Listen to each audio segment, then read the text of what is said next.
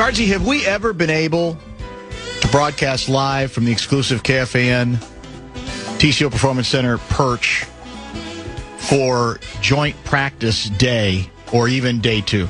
Or have we effectively been shut out of the process by the very clever but deliberate scheduling strategy of the head coach, Kevin O'Connell? I don't remember the last time there's been any point in us being at the exclusive perch, because they keep on the joint practice days cleverly, well, let's make sure everything's done before 2, so there'll be no reason for them to stay out there because no one's going to be left at that point, and therefore they're less likely to mock and ridicule the performance if it's not particularly distinguished. It's been years. It's been years. We have been out there for some in Egan. I remember Jacksonville. Yeah, you're right, because we had a couple good guests. I feel like... Who was the lineman we had on? The former Jags Tony lineman. Baselli. Yeah, Baselli. Yeah, yes. That's right. He was very good. I feel like we did it with either the Broncos or the Niners. I know we've done it at least twice, but it's been years, as you mentioned. I feel very much left out, but I know. Maybe that's deliberate. Like I said, maybe from their standpoint, why? Let's just get this thing done. We can get the same amount of work done. We don't need our flagship station to mock and ridicule us any more than the noon to 3 show was probably doing it earlier in the broadcast. The watchful eye of noon to 3. That's exactly it. It's exactly it. All reports I have, and again, let me underscore this or preface with this. I'm so ready. What's the date today? Today is August 19th. I am so ready for the regular season opener. Oh, yeah. And this is why. We are in a position where there is no choice, given the options, the alternatives, than to pretend to hang on every catch, every cheap shot, every sack, every pick six, as if everything is at stake. Now, was it not a year ago? You have a better memory than me on this stuff. Was it not a year ago when we had joint practices with New England Patriots that we allegedly dominated through much of those? Yeah, that's right. Who got to the Super Bowl? Was it the Vikings or was it the Patriots? That was Drake May, who we wanted, and the New England Patriots. I just shake my head. I mean, because we're active participants in it, and people are curious because it's all they have to go on. But my God, what a game we play with the listeners. Because that's really what it is. Let's be honest. It's a game that we feel obligated to play because we don't have a regular season game to bounce off of. We don't have a preseason game to bounce off of. So we're told how often. Oh, it's better in a preseason game. The 2 days of scrimmaging between two legitimate NFL teams, that's very what valuable. The coaches live for. Yep. And that's all that matters. And the truth is, it may matter, it may not matter at all. Because it certainly didn't seem to matter to the New England Patriots last year. Maybe they gathered a lot of big information and they made a lot of adjustments from how we handled them last year. And that led them to the Super Bowl, to the run that they went on. Yeah. Well, I will say this. What can we do? Is there anything we can do to start an emoji movement? An emoji movement? Yes, because if in 2026 you are mad at us, any of us on the air, and you decide that the way you're going to emote is I'll show them. I'll not just tell them they're a bunch of clowns. I'll use the clowns emoji. The most overused emoji ever. And if it makes you feel better about yourself, Godspeed. Good for you. It's not clever. It's not meaningful. It's not like we go, oh, golly, the clown emoji. We're going to shut down our business. One came in 122. It's practice, you clowns. Then it's the clown emoji. Just in case you didn't get the word clowns, we'll put clowns and the clown emoji just to be sure I'll feel better about how creative I am with I'll zing them with a clown's emoji. They won't know what to do. A little more expensive, but well worth it. Come up with something better than that at some point. I honestly, I didn't even know what it would be at this point, but there it is. You realize now you're going to be inundated with clown emojis. That's the beauty of it. Every text that you're going to try to read today is going to be surrounded by clown emojis. How good did Ed Reed look today? He was sharp. He was sharp. What a savvy veteran. It's amazing. Reads everything. Makes you miss Harrison Smith. It really does. It'd be nice to have Harrison Smith participate. I'm officially bored with Harrison Smith. I have been for 2 months. I mean, come on. I have been for a while. It's we get it. You know, you reach a certain status and you can pretty much rewrite the rules. But again, here's the analogy I would give you.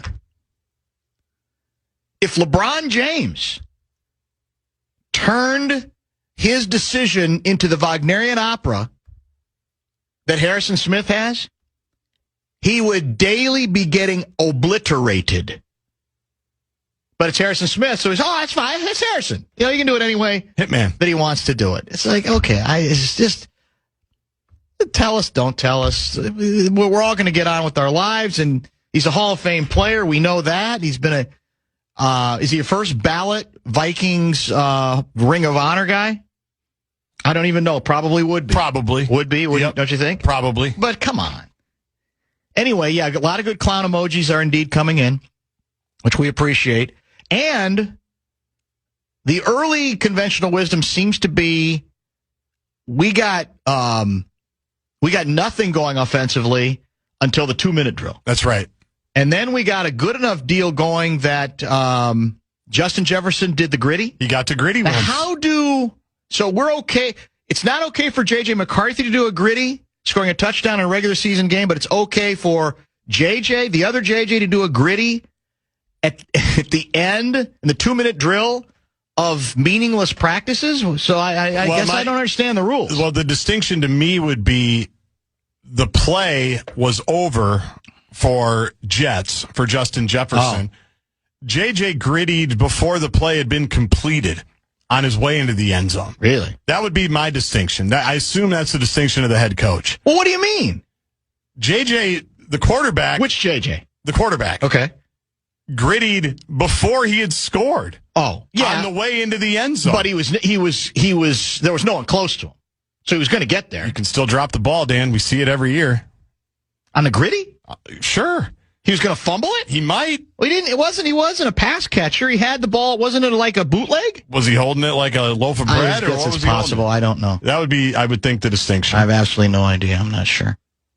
In any case, we will, I'm funny how? I mean, like, funny like I'm a clown. I amuse you. I make you laugh. I'm here to bleeping amuse you. What do you mean? Funny? Funny how? How am I funny? And then 2 clown emojis. Well played. That's by longtime listener Brandon from New Mexico. Can't remember where in New Mexico. Not exactly sure. I hope the Bradshaw and Bryan KFAN text line is active today. It's a 3.5-hour tour on today's edition of the afternoon Aardvark. Barreiro and Guardsy with you until 6:30, but again, not from TCO, which was the original plan until KOC purposefully moves up the schedule, effectively making it senseless for us to go. We're on to them. I mean, it's not even a well-kept secret at this point. Because what's the hurry is what I would say. Got all They're day. back at it tomorrow. Yeah. Right? It's not like the Ravens are leading town. And don't we play them in a preseason game Saturday anyway? That's the beauty of it. We play them on Saturday at U.S. Bank Stadium at the house that the Bagman built. He did. There's not much question Right here about on the that. Fan. You're right. Alec Lewis will file a live report after. By now, I'm guessing he's about 3/4 of the way through his athletic oral history of day 1 of joint practices with the Ravens. The 2-minute drill. Yes, exactly. He is scheduled for approximately 5:30. Is that correct? Yes. And right now, he's our only scheduled guest. It's a Talker Tuesday on a Wednesday. Kessler is off this week. We'll keep an eye on the latest I have on the Twins' effort to bring out the brooms against the highly touted Atlanta Braves was 4-4. And they scored a pair in the bottom of the seventh. Twins are back up? We're back up 6-4. Wow. I don't know how they did it. It's happened since the start of the show because I just looked up for the first time during the show. Nice. And so we're up 6-4 again. We're up 4-1 and then gave it back. They tied it. 4, right. But now we responded.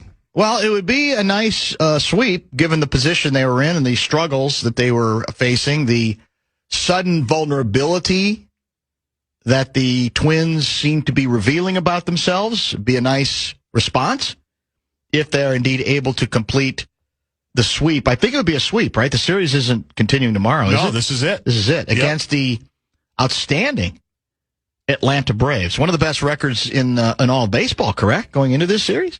I believe that's true. And Blake Moore, he and his dad have to be devastated. I know. It's tough. It's tough. Dad comes up to see the series. Son. Yep. And it's not even a contest so far. We've been dominating. Well, I wouldn't say dominant, but we're winning, which is the most important thing at this point for sure. And we're a wild card team as of today. That was the funny thing. Well, I guess Texas won. Half out. Yeah, half out. I thought we were a wild card team last night. Maybe Texas won briefly, last night as well. Yeah. And jumped us again. So we're a half game out now. Because I did see those tweets last night after they won the game. Interesting. For like a split second, we were back in the wild card spot.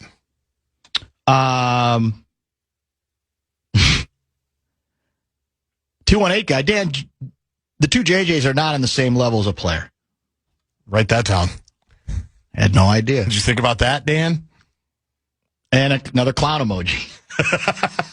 Next to, I know you are trolling. Speaking of clowns, Gerby going to be on Friday, and what will be the shady business endeavor this year? That's Eric from Uptown. I don't think we expect Gerby yet. I think it's likely the Friday of, well, technically it'd be the day after the NFL season opener, right? Because it's usually that Thursday night. Right. But we will be, when we do predictions for the first full weekend of National Football League action, that Friday, my guess is that will be his first appearance. Now, occasionally, he has cold called us during the fair and threatened to show up for the fair, and then he says, I don't have enough security. Too many people have threatened me. Right. I don't feel safe. One time he called us from the bridge. He did. That's true. The Carousel Park Grandstand Bridge. That's very true. 100% true. It'd be great if he does that again. We'd probably find a way to mix him in. It looks like our first Thursday is going to be massive in terms of guests. And we're almost overloaded. We've got a couple days that are getting a little heavy, which is great. That's the beauty of the fair. That's what I love about the fair. There's no question about that. When we have especially when you have like a random collection of people that cross paths. That's true. I always think that's very fun. Mm-hmm. Very, very true, Davey. Glenn Mason, when does he start returning to the program? Generally after the fair. Yes. Right? That's the hope. And we don't have any final negotiations there, but I'm guessing it'll be about that time because he's got nothing else to do. He's got long drives to make with his dog. Here's your job if you happen to run into Mason in the interim. That is why he's at a coffee club? Suck up to him. Go overboard on, God, Ed Barreiro, he wouldn't even have a show without you. They're I can't floundering. believe they haven't put you back on yet, Mace. When are you going to be back on? Lie to him as early and often as possible. Play to his sizable ego, and that will pretty much cement the complete completion of the negotiations, and we'll get him back. Make it about him, and he will not run from that. The fan has learned. No, he will not. He runs to it. He will not backpedal. He will not say, "Oh, it's not just it's a team thing." No, I don't think you have to worry about that. All right, 64686 Bradshaw and Bryant KFAN text line. Bonus bucks. No bonus bucks. Oh, all right. We'll be back in just a minute. Bumper to bumper with.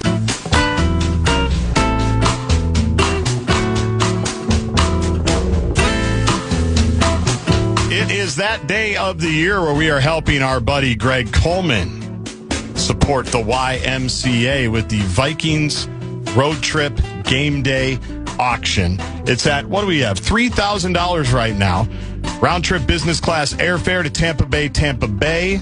You get Bucks game tickets. You get pregame field passes. You get dinner with Greg Coleman, a 2-night hotel stay, signed merchandise as well. If you were looking to go to that September 27th game, in Tampa Bay. You know the numbers. Minimum raise of the bid, $300. We are at $3,000 now.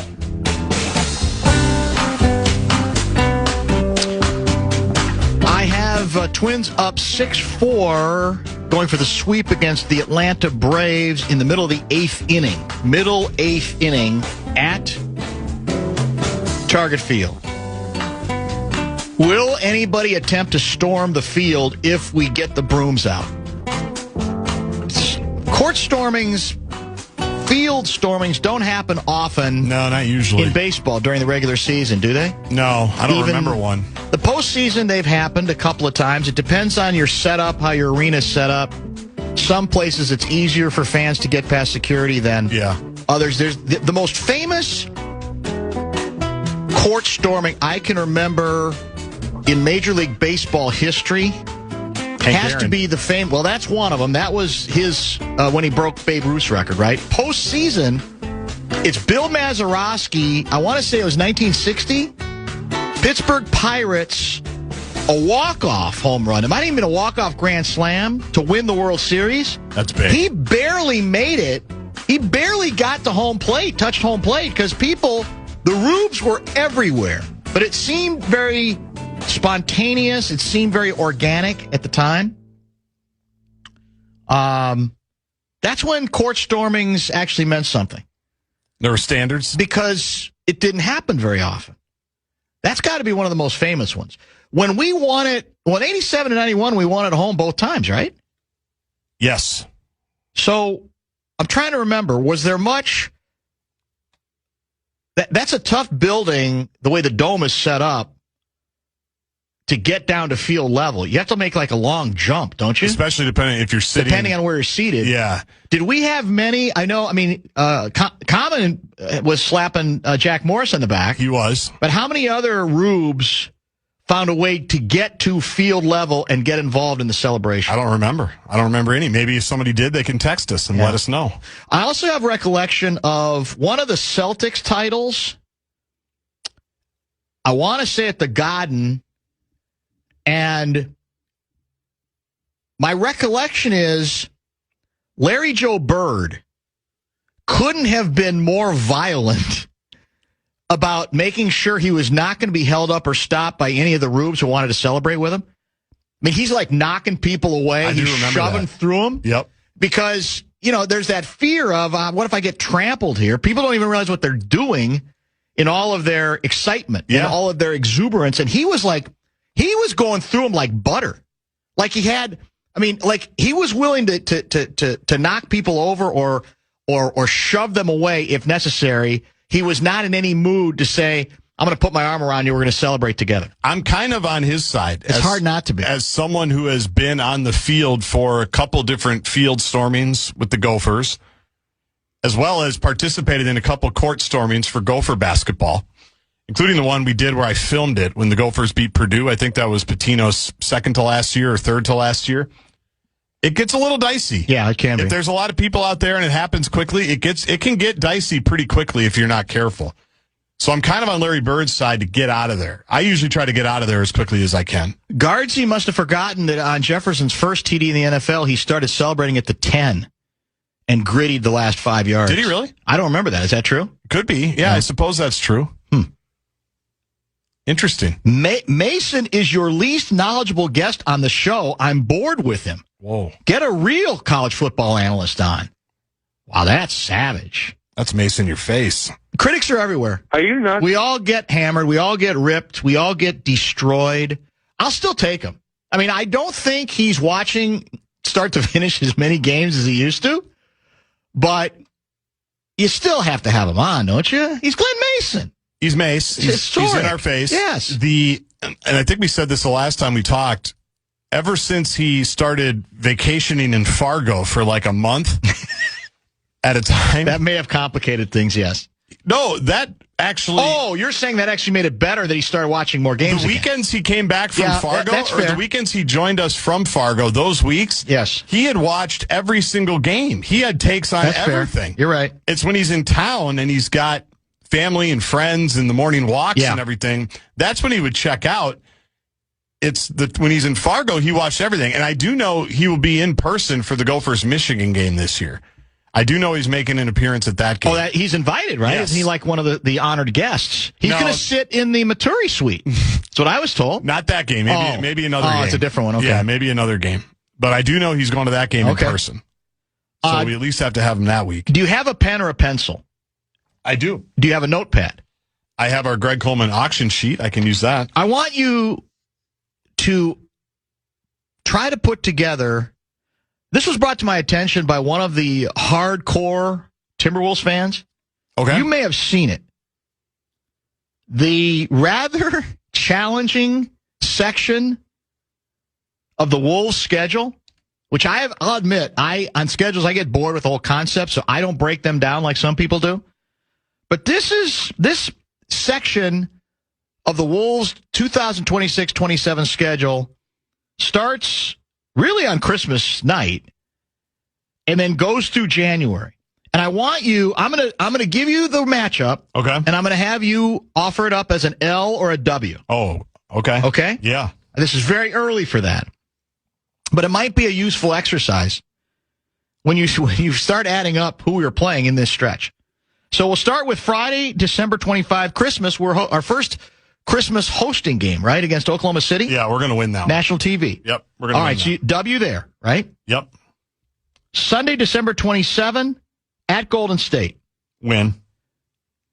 The 28th, at Denver. Oh, man. We'll say loss there. The 31st, New Year's Eve, home against Denver. Win. Jan 2, at Indiana. Oh, win. Halliburton's not even going to be ready to go by then. Jan 3, hosting San Antonio Davy. Loss. Jan 5, at Houston. Win. No Durant. Thursday, Jan 7, at Toronto. When Kawhi will be playing. We don't play well in Toronto, so I'm going to say loss there. The next day, at Washington. That's a win. You sure? Street clothes playing? That's the word he's going to play. That's the word he's going to play. He's listed right now as questionable, which is as good as you can hope for with street clothes this far in advance. Jan 11, Monday, Jan 11, hosting Cleveland. Win.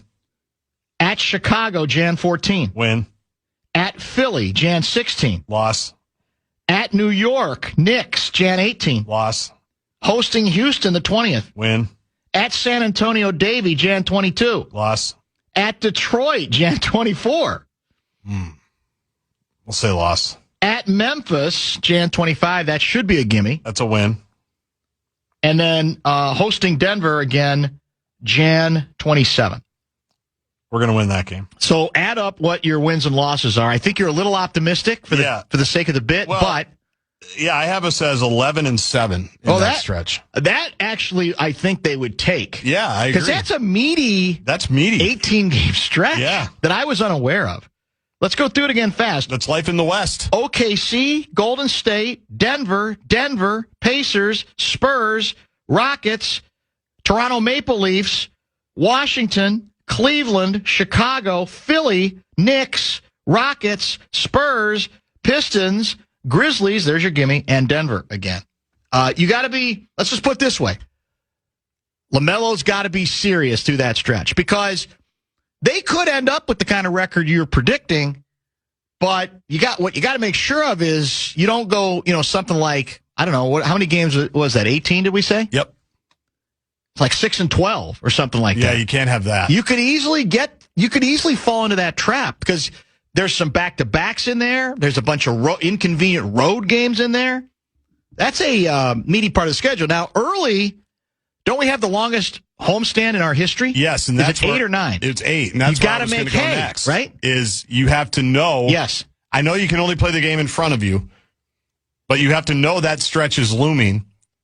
So no doubt. Don't mess around in the early part of the schedule. You have a very inviting early part of the schedule with a bunch of home games against just okay teams. And there's some good teams in there too, obviously, but you have a chance to get that's your opportunity. And give yourself some equity to deal with the possible slump when the schedule gets meaty. And like you said, hopefully the Paris Project helped with that, and hopefully LaMelo is serious because that's the time to get a jump on things and start getting everybody to feel good. You don't want to be middling when that stretch starts on Christmas Day. That would not be ideal. That would not be ideal. Did Lombo steal, or did he storm the court or the diamond in '87? Steve Lombardozzi after he got benched.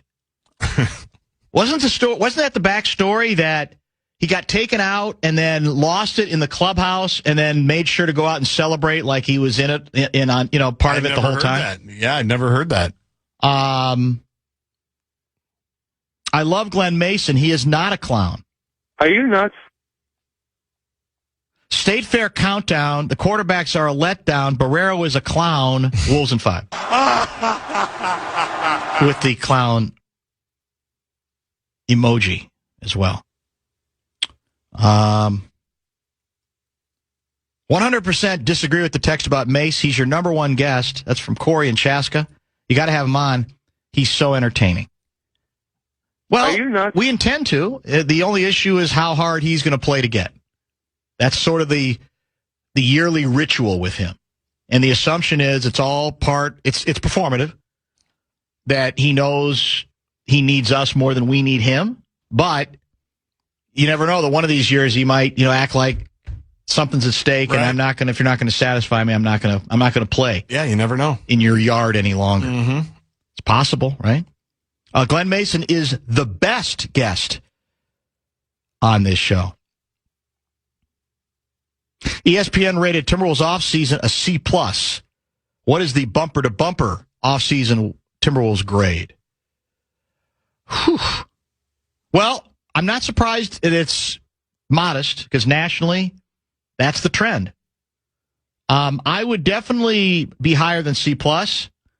I have my concern about the power forward situation, the old rob Peter to pay Paul. But I'm going to go, Polydana, I'm going to say B+. Yeah, I would say so. I'm going to go a whole letter grade ahead of C+. And that's projecting a lot. That's me looking LaMelo Ball in the eye and saying, you got to do it, man. A lot of people, including the guy who runs this team, have staked their reputations on you. That you have another gear. That all you needed was an opportunity in a place where there was more to play for, and that once you are seen and take full advantage of that, the sky might be the limit, even though obviously we have front court concerns. First example, speaking of schedule, we open in Miami, correct? Yes. So who guards Giannis? In all seriousness, who guards Giannis? I'm trying to think who's guarded him before. Well, I got to believe occasionally it had to have been Moody guy. Julius Randle. Yep. And Nas to a degree, right? Yeah. Rudy could guard him. That's a tough matchup, though, because he's got the ball out front. That's asking a lot of Rudy, I think. I'm just saying, I'm already looking ahead to the matchups. Is it Jaden? It's got to be Jaden. You'd probably have to try, but he's going to outmuscle him. Right? I mean, maybe you challenge Jaden that way and say, okay, you kind of have to be our guy, because who else is it going to be? Well, and then the other thing is Bam's there too still, right? He's a pretty you're right. He's a pretty good front court type player. That's true. Yeah, that'll be an interesting one. Yeah, I think it will be. That's Finchie's problem now. That's not that far off now, man. October 21st. Think about it. It's not that far. I'm thinking about it. The joint practices are nothing more and should be viewed as nothing more but exactly that, practices. You cannot glean anything from them. They are overrated in the same sense that PJ overrates the extra practices that we get every year before the Name Your Food Label Bowl. Coaches are good at hyperbolizing the importance of some of these things. Well, again, on the joint practices, it's hard because it's all we have, and therefore, and let's remember, we do have coaches telling us it does mean more. Those practices mean more than preseason football. The head coach doubling down today on the belief that J.J. McCarthy is the number 2 quarterback. Yep. He did throw in the parentheses, right? Which was, still got competition going. Doesn't mean there can't be competition. Want to keep Carson in there. But he seemed to try to double down on the idea that J.J. is the backup quarterback. The most fascinating quote I heard from the head coach, he likes, was it Rottweilers? A lot more than Chihuahuas. Do you have that sound? I don't. I can get it. See if you can find that sound later. It's no hurry. Was it what was the breed? Chihuahua was the breed he was disparaging. The implication being, you know, the Chihuahua makes a lot of noise and barks around a lot, but it doesn't really do much for you. Rottweiler doesn't have to say much. Rottweiler knows what it's about. Was it a Rottweiler? People who heard it will know. That was from today, if I'm not mistaken. That was previewing the first day one of the joint practices with Ravens. So we're looking for more Rottweiler and a little less Chihuahua. No argument for me on that. Do you agree? Yeah, you want more bite than bark. Yeah, exactly. You want more bite than bark. That's it. So I think that's a fair assessment. I never heard him. He claimed he'd used that one before. I had not heard that one from him before that I recalled. No, that's the first time I've heard anybody ever say it. Yeah. In any context. He also threw in a very sarcastic, I know you guys are all going to roll your eyes when I say such and such. I love that. I can't remember what the subject was. What was the rolling your eye? It was something. He prefaced it with something, but he did the roll the eyes thing, and then but very clearly wanted to try to make a point at the Jackal's expense, smiling while he's doing it, and with the fancy sunglasses. He's gone to the fancy sunglass look too. Have you noticed that? Looks the great. Designer sunglass look. I'm looking at him right now. Ball cap on or off? He's always got the cap. He's a ball cap guy, a little like you that way. He is, yeah. Well, I think both of our hairlines are thinning, so it looks better for everybody involved if we just keep the hat on. It's not that thin. No, but in either case, it could be worse. Yeah, I know. Not only could it be worse, in my case, it is worse. Yeah, he's one of those guys now. It's hard to see him without a ball cap on. When he goes to like a lot, sometimes he'll be at like a Wolves game. Yeah. Or when he's at like NFL honors and he's wearing a sport coat, it does look different. Because I associate him with a cap, with a hat. I think he looks good in a hat. I think he should keep the hat. And I appreciate it when a guy in his 40s like me wears a hat to work all the time. It feels like it gives me some cover that I can do that. That's true.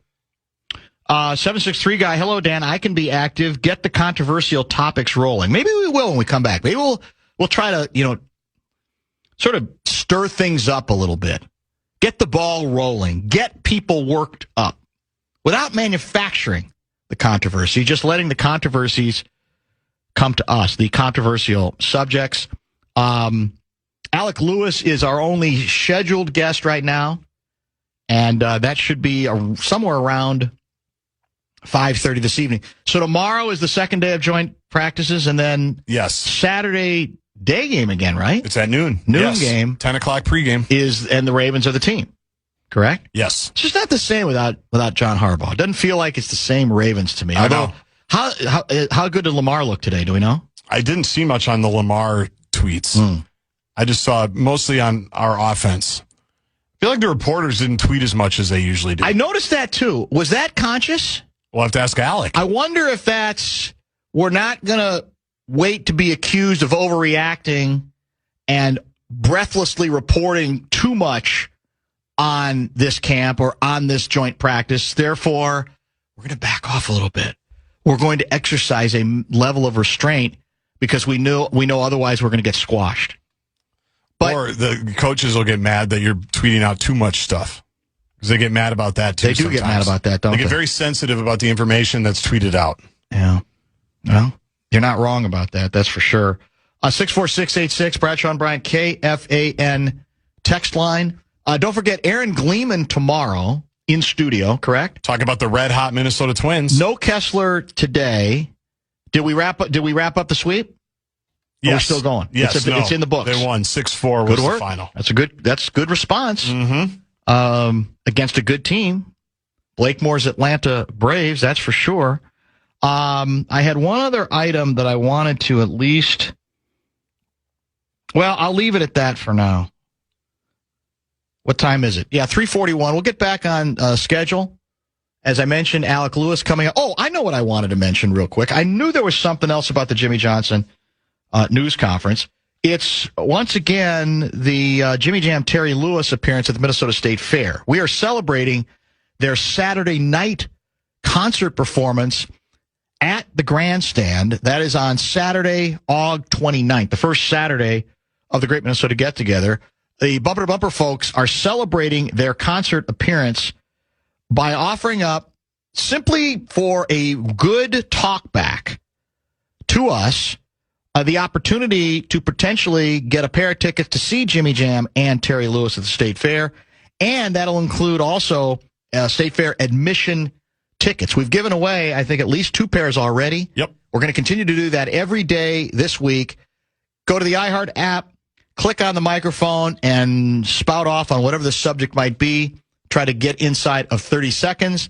And then whoever makes these decisions will deem you worthy, and you might have a chance to see an historic concert, Minnesota's own, and also, as I said, get into the Great Minnesota Get-Together as well. Let's bump.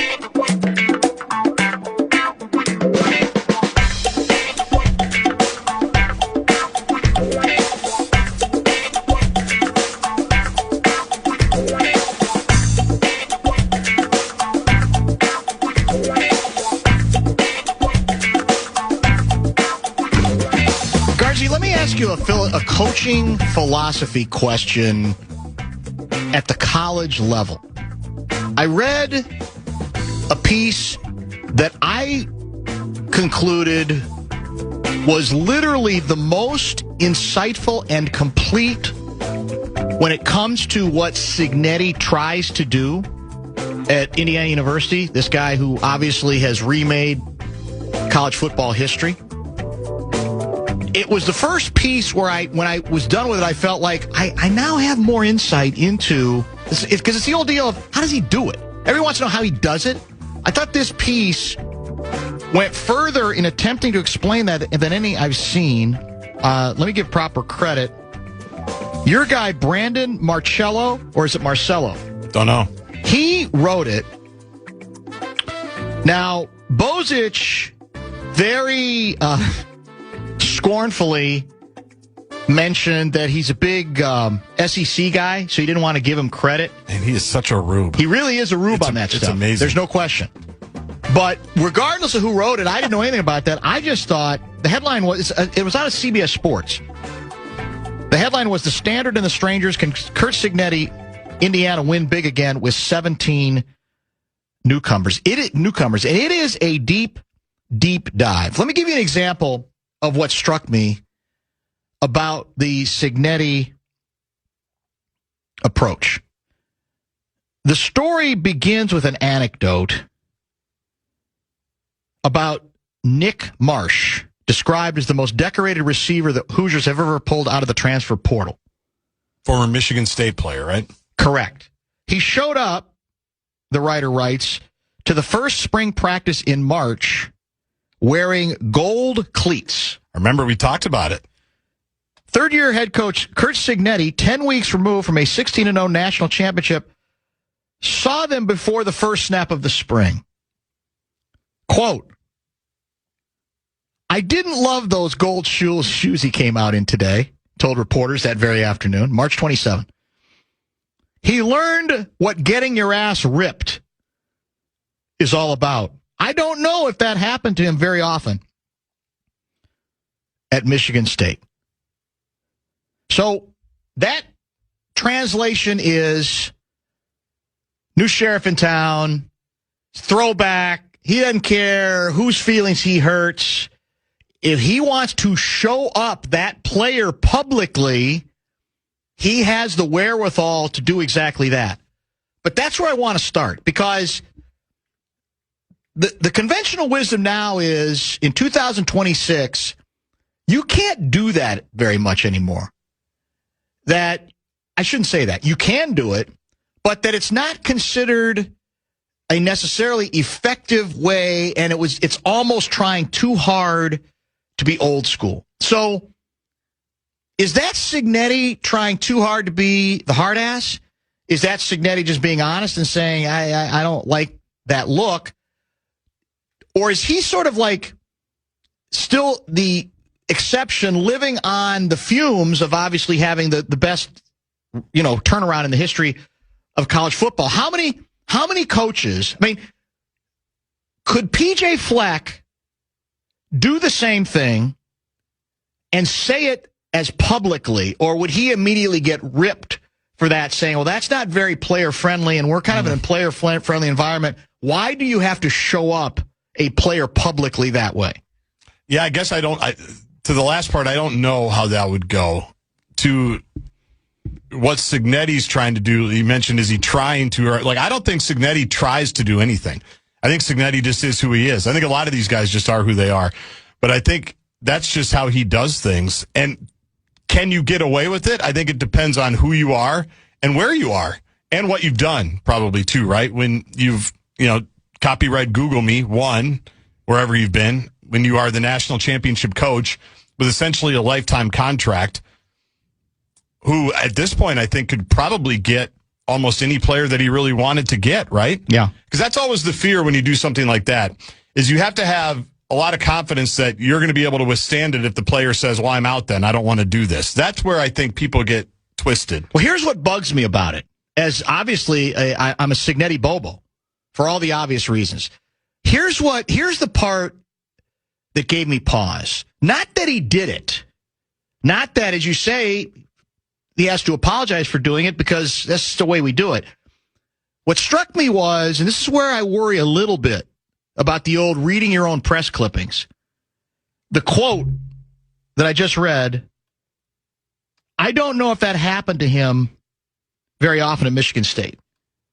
In other words, to me, that doesn't seem as organic as, I don't make a big deal of it, that's just what we do. Mm-hmm. In this case, though, he had to proclaim, at least to this reporter, or maybe this was in a group setting, I don't know. It was a press conference.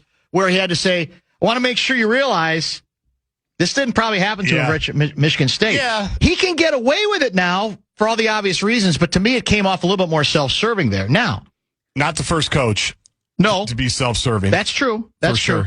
Sure. But are that many of them that open about it? I guess I'd have to think about it more.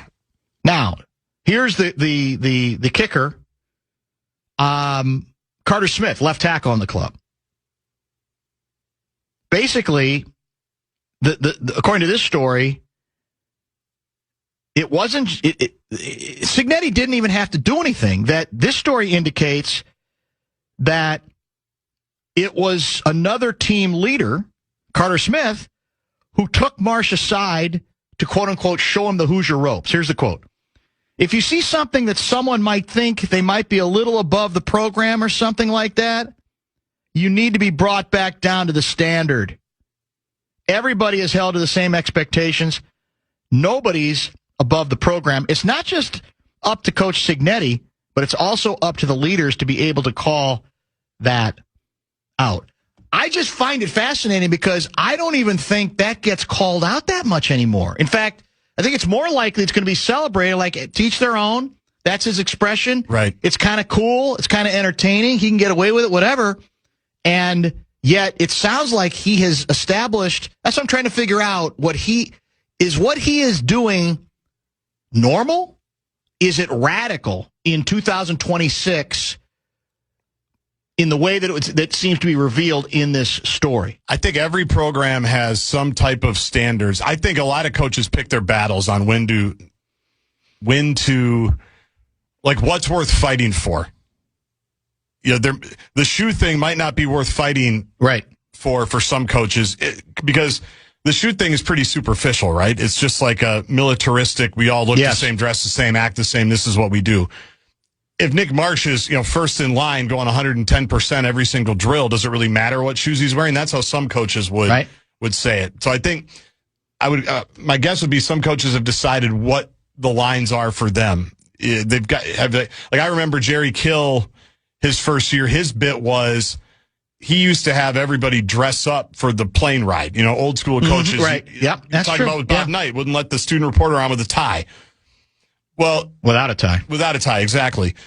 And like the Gophers dress up for plane rides, if I remember correctly. I know the coaches do. I think the players might not now. Okay. But that's an example of the players want to be comfortable. The players went to the coaches and said, do we have to dress up? If we all look the same, if we're all wearing the same team-issued stuff, is it really that important? But I remember Jerry Kill basically saying, on like his first road trip, we were going out to USC, and he talked to the team. He said, I usually dress up. All the coaches are going to be dressed up. You guys came to me, said you wanted to be more comfortable. We're gonna give on that one. You show up and play your ass off on Saturday. Yeah. So there's ways that coaches sometimes will negotiate with their teams, I think, on different standards like that. I just think they decide what is really important to them and what's not. Here's the other one that, well, I'll tell you what, let's stay on schedule because I want to get to the top of the, back in time for the 4 o'clock hour.